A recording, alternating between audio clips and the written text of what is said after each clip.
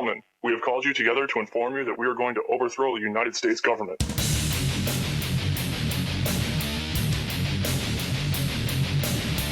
You still think that jet fuel brought down the World Trade Center? Does anybody else see a problem here?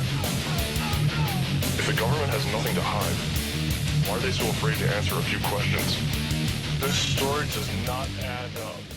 I'm really more focused on the things that directly affect me in life. And so when I look at this Epstein thing, I see two things. Number one, the political games behind all of this. Why was this guy given a pass? He obviously was running a big pedophile network, but he obviously had a lot of big political connections, a lot of connections with the CIA, other people. Where'd he get all of his money? Well, he got it from Victoria's Secret. That's where you would expect one of these guys to hang out, right? But we're not going to get into the details of that, but we're already going to take a look at how Jeffrey Epstein's America isn't slouching towards Gomorrah, as Bork pointed out. We were slouching towards America 20, 30 years ago. I guess it's 30, 40 years ago maybe, when he was put up by Reagan to be on the Supreme Court. He said, yeah, we're slouching towards Gomorrah. No, we're already there.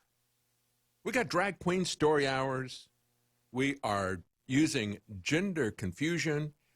And as I pointed out, I still can't believe the interview that I had with a father who came here. His wife divorced him, and his wife decided that their young son should be a girl. And so she started this program, basically dressing him as a girl and so forth. When he was with the father, separated, he would always identify as a boy, didn't want to dress as a girl and so forth. But she went to the courts, and the court said, no, you're going to have to not talk to him about being a boy. You're going to have to use certain pronouns, said the family court. And now this judge is telling him that when this, and his son, who is approaching his 8th birthday, he's 7+ now. The judge said, when your son approaches the age of 8, we're going to chemically castrate him, and you're not going to have anything to say about it. As a matter of fact, you're going to pay for this. And he says, I'll go to jail first. And if you want to help him, that website is savejames.com. Absolutely amazing. This type of thing is going on in America. So why are we concerned so much about Jeffrey Epstein? Is it the politics? I'm more concerned to save James. I'm more concerned about the drag queen story hours going on everywhere. I'm more concerned about the curriculum in our elementary schools coming after these kids, because, folks, they're all tied together. The reason they're doing this, the reason that they're pushing this transgender agenda in kindergarten is because they want to make everybody comfortable with the idea that children who haven't even come close to approaching puberty can make decisions about what gender they are. That means that they can make decisions about whether they're going to have sex or not, right? That is, I've said this from the very beginning. This whole kindergarten transgender stuff, this drag queen story hour, that is child abuse. It is laying the groundwork for pedophilia. We're also going to talk about the census question, legal issues that have arisen on this. Folks, it's not just an important question for the census. This is an important question for the authority of the presidency. Do you have to get permission from these imperious judges for everything that is within the scope of your office? Does the Constitution even apply anywhere? That is the real question. It's not even about the census. And so, yeah, we're going to have a S-hole country, or we're going to count American citizens again. And we're also going to talk, of course, about what's going on with Epstein, but we're going to do it in a different light than you probably heard. I'm going to tell you, folks, that I think that Jeffrey Epstein is just the tip of the iceberg of what America has become. We have become a nation that sexualizes our children, and it's being done in our government schools, our government institutions. We have become Sodom and Gomorrah. We are sexualizing our kids with this transgender agenda because we want to pretend that they can determine that. And if they're mature enough to determine what gender they are, they're mature enough to determine whether or not they want to have sex. It is a pedophile agenda. It has been from the very beginning. And so this is about you and your children. Even if they don't ever come near these disgusting corporate and political elites that are around Jeffrey Epstein. They want to get you fighting with each other over slavery that happened centuries ago. They don't want you looking at the slavery that is happening right now. Right now. And I'll just mention briefly before I get into Eric Swalwell. This article that came out on KUT here locally in Austin. Texas ranks third for the number of stem cell clinics, but that might not be a good thing, they said. Oh, that's bad. Why? Because the FDA and big pharmaceutical companies say so. They said Austin is a hotspot for clinics marketing stem cell treatments directly to consumers. 100 of the 716 clinics in the U.S. That promote this are located in this area. So we got to shut that down because that's a big problem for big pharmaceutical products, right? The U.S. Food and Drug Administration goes on, say KUT, has been cracking down on companies making unsubstantiated claims about the potential for stem cell products to prevent, treat, or cure serious disease, they said.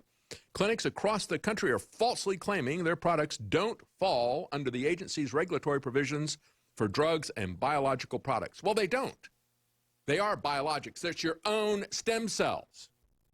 First of all, there is no constitutional authority for the FDA to tell us what food and drugs we can have.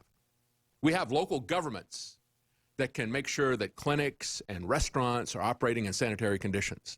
That's why we have inspectors at the local level. We don't need the federal government to tell us broad categories of things like CBD that we can't have, things like our own stem cells from our own bodies. Are they going to demand, like I've said many times before, that people like Joe Biden can't do hair transplants? I mean, you got local officials in the state that are going to regulate the places that do hair transplants to make sure that they're safe and effective. And the liberals love that unless you do it to an abortion clinic. Oh, don't go to an abortion clinic and say, is this place sanitary? You got anybody here with any medical training? Do they have, since you're doing fairly major operation here, do they have admittance to a local hospital? Can the emergency facility get through the hallways and door? Don't ask any of those questions when it comes to abortion clinics. But, you know, because it's my body, my choice. But if it's your cells, it's not your choice. And I'm telling you, it's because they're so effective that the FDA wants to stop this. They said, these actors are taking advantage of patients. They are delaying treatment in many times, not using legitimate, scientifically sound treatment, or worse, they're posing harm to patients. Well, look, possibly death, they said. Infection or death. Look, you can get an infection at an abortion clinic. You can die at an abortion clinic. They don't care. The FDA doesn't care. But there is no authority for Washington to sit there and tell us broad categories of food and medicine that we're not allowed to have. That's the responsibility of local government to police things and make sure that they're sanitary and that they fall under good practices. That should not be. There's no authority in the Constitution given to the federal government. On the 9th and 10th Amendment, they don't have it. And now they've extended that authority. They keep giving themselves more and more authority while they give these people a pass on so many different issues. Pharmaceutical drugs, for example. You want to talk about possible death? Let's talk about the things that are approved by the FDA. You know, did they have a problem with opioids? No, not so much. They want to mandate vaccines, as a matter of fact. That's your FDA. And we talk about pharmaceutical drugs. An article, 2013, Institutional Corruption of Pharmaceuticals, the Myth of Safe and Effective Drugs. In that paper, they went through and said, look, we're having 2,460 people a week, about 2,500 people a week dying from FDA-approved drugs.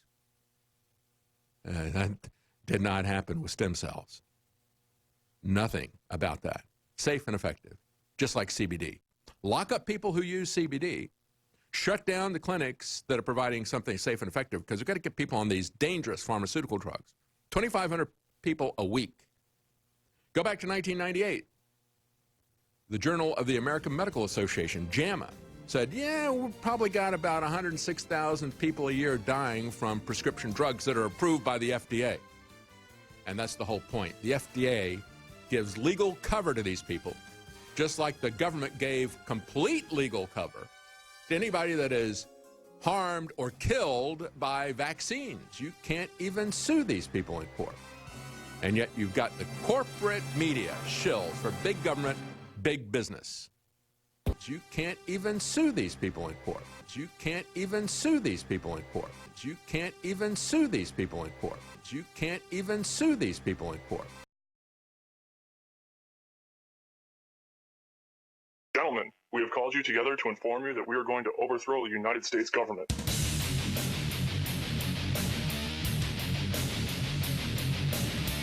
you still think that jet fuel brought down the World Trade Center?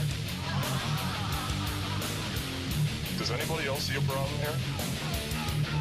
If the government has nothing to hide, why are they so afraid to answer a few questions? This story does not add up.